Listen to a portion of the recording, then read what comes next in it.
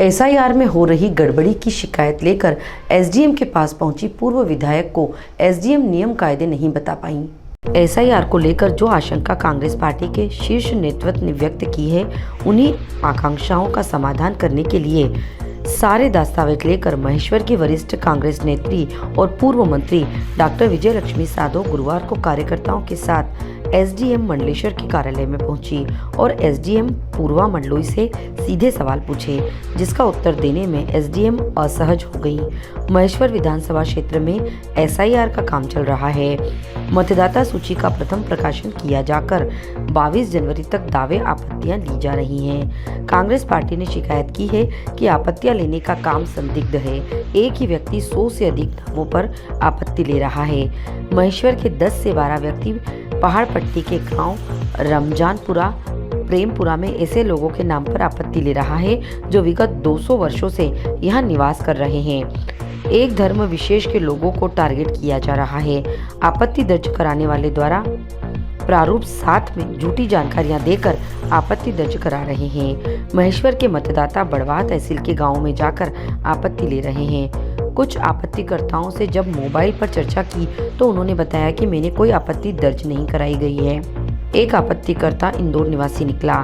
Doctor Vijayalakshmi Sadho ने collector से मांग की है कि रिटर्निंग अधिकारी आपत्तिकर्ताओं की सूची उपलब्ध कराएं। साथ ही आपत्ति झूठी पाई जाने पर आपत्तिकर्ता के खिलाफ दंडात्मक कार्रवाई की जाए। एसडीएम पूर्वा मंडलोई ने कहा कि आपत्ति कोई भी दर्ज करा सकता है, जबकि प्रारूप 7 में उल्लेख है कि उसी सूची में दर्ज व्यक्ति ही आपत्ति ले सकता है। इस संबंध में जब डॉक्टर साधो ने नियम पढ़कर बताया तो एसडीएम ने रूल्स देखकर बताने के लिए एक दिन का समय दिया। डॉक्टर साधो ने आरोप लगाते हुए कहा कि सरकारी अधिकारी भाजपा के एजेंट के रूप में कार्य कर रहे हैं और कांग्रेसी विचारधारा के लोगों के नाम काटे जाने के लिए आपत्तियां लगाई जा रही हैं। डॉक्टर साधो के साथ एसआईआर प्रक्रिया में धांधली की शिकायत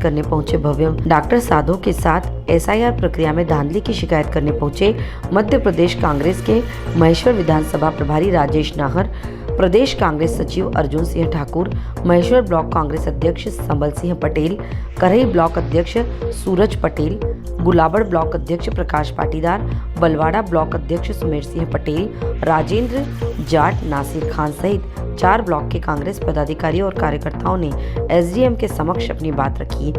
इसमें मुख्य बात थी कि फर्जी शिकायत करने वालों पर दंडात्मक कार्रवाई प्रशासन ने स्वयं करना चाहिए, क्योंकि फॉर्म 7 देते समय आपत्तिकर्ता स्वयं लिखकर देता है कि जानकारी गलत होने पर कार्रवाई की जाएगी। में अभी कुछ आपकी बात हुई है, कुछ आपत्तियां आपने दर्ज करवाई है, क्या मामला? देखो, हमारे नेता राहुल गांधी ने आवाज़ जो उठाई है एसआईआर को लेके, उसके कारण आज पूरे देश में एसआईआर पे चर्चा भी हो रही है और एसआईआर का कार्यक्रम इनको करना पड़ा उनके कहने पर। अभी हमारे प्रदेश में जो एसआईआर की प्रक्रिया चल रही है, इसमें बहुत धांधलियाँ हो रही है। आज आपत्ति लेने का आखिरी दिन था।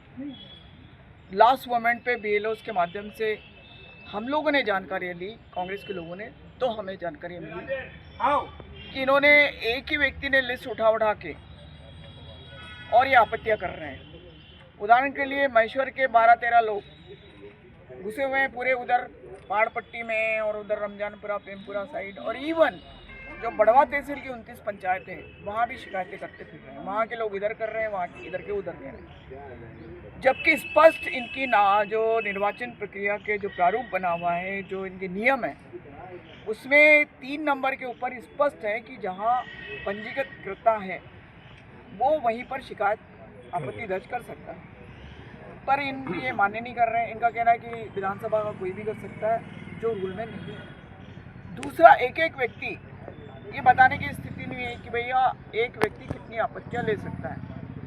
एक व्यक्ति 150, 200 आपत्ति ले रहा है, और एक बूथ पे नहीं, एक व्यक्ति कई बूथों पे जाके वो खुद नहीं जा रहा, आपत्तियां ले रहा है। और कई लोगों से हमारे BLA 2 ने पूछा, जिससे जो आपत्ति करता उनको पता चला कि आपत्ति ले रहा है। उससे पूछा कि भाई तू कहाँ का रहने वाला है? कोई ने बताया मैं महेश्वर का हूँ। तो तू आपत्ति रमजानपुरा प्रेमपुरा बलसगांव में ले रहा है? तो मेरे को नहीं मालूम। तो बोले तुम यहाँ आ जाओ भाई, हमको नोटिस मिला है, तो अब आके यहाँ बताओ कि जिन पे आपत्ति तुमने ली है वो जिंदा है, मुर्दा है, बचे है कि नहीं के। उसका कहना है मेरे को पता ही नहीं कुछ। एक व्यक्ति बोला कि मैं तो इंदौर में रहता हूँ, अब इंदौर वाला यहाँ आपत्ति दर्ज कर रहा है। इस तरह की हरकतें हो रही है और ये लोग भाजपा के कार्यकर्ता के रूप में काम कर रहे हैं और जो कांग्रेस विचारधारा के मतदाता हैं उन पर टारगेट करते हुए हर पोलिंग बूथ पर ये अपने एक दो व्यक्तियों के माध्यम से आपत्तियां दर्ज करवा के उनके नाम काटे जा रहे हैं। मैं ये कहना चाहती हूँ कि एसआईआर जब हुआ और एसआईआर में लोगों के नाम जुड़े, इनका प्रकाशन हुआ, तो एसआईआर में सारे जो आपके डॉक्यूमेंट थे कि भाई एसआईआर के अंतर्गत जिसका नाम जुड़ेगा उसको ये डॉक्यूमेंट की ज़रूरत है। उसी के आधार पर जो मतदाता सूची प्रकाशित हुई, जिसका प्रकाशन हुआ, अब उस मतदाता सूची का प्रकाशन निर्वाचन आयोग ने जब किया, सारे डॉक्यूमेंट लेकर उन्हीं पे आपत्ति दर्ज कराई जा रही है, तो मुझे समझ में नहीं आता कि एसआईआर पे जो किया आपने वो तो सारे डॉक्यूमेंट लेके वो तो ऑथेंटिक है, उसके ऊपर आप आपत्ति कैसे आप ले सकते हो? ये एक सोचने वाली विषय है। इसका मतलब है कि घालपेल कर रही है, पूरा घोटाला कर रही है बीजेपी की सरकार और कांग्रेस विचारधारा के लोगों को ज़्यादा से ज़्यादा वो काट रहे, नाम काटने की कोशिश कर रहे हैं।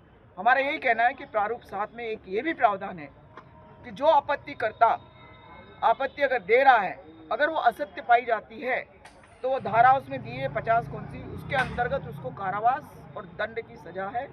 हमारा आदरणीय कलेक्टर महोदया से ये निवेदन है, अभी हम एसडीएम साहब से मिले थे, कि उस धारा के अंतर्गत जो असत्य कथन कर रहा, प्रारूप 7 के अंतर्गत जो अभी आपत्तियां दर्ज कर रहा, उस पर तुरंत कार्रवाई होकर उस पर एफआईआर होनी चाहिए और एफआईआर होकर उसको कारावास होना चाहिए। ये हमारी मांग है। से राजेश नाहर की रिपोर्ट।